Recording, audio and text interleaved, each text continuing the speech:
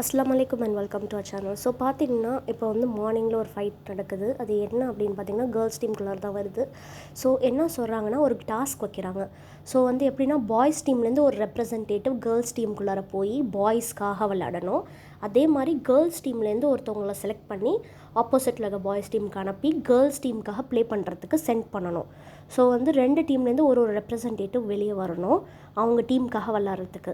So இதில் என்ன பிரச்சனை வருதுன்னா கேர்ள்ஸ் டீம்லேருந்து ஜாக்லின் போகணுங்கிறாங்க. சுனிதா சொல்கிறாங்க இது வந்து நீங்கள் வெளியே படுக்கிறீங்களா உள்ளே படுக்கிறீங்களா அது பிரச்சனை கிடையாது, சோஃபாவில் படுக்கிறீங்களாங்கிற எங்கே படுக்கிறோங்கிறது பிரச்சனை கிடையாது, டீமுக்கு எது நல்லதுன்னு நம்ம யோசிக்கணும், டீமுக்கு நீங்கள் போகிறது நல்லது கிடையாது அப்படிங்கிற மாதிரி அவங்க சொல்கிறாங்க.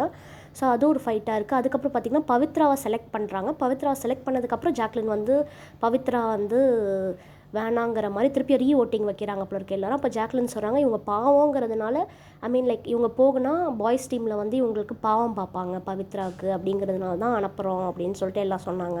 அப்படிங்கிற மாதிரி சொல்லும் போது பவித்ரா கோவம் வந்துடுது. நீங்கள் யார் டிசைட் பண்ணுறதுக்கு நான் பாவமா இல்லையான்னு, நான் விளையாடுவேன்னு நினச்சி என்ன அனுப்புனா அனுப்புங்க, பாவம் பார்த்து வந்து பாய்ஸ் டீம் வந்து எனக்காக பாவம் பார்ப்பாங்க அதுக்காக என்ன அனுப்புறீங்கன்னா எனக்கு வேண்டாம் அப்படின்னு சொல்லிட்டு அழுதுகிட்டே போயிடுறாங்க. ஸோ இது வந்து இப்போதைக்கு நடந்திருக்கு. வெயிட் பண்ணி பார்ப்போம் என்ன டாஸ்க் அப்படின்னு சொல்லிட்டு. தேங்க்யூ ஃபார் வாட்சிங்.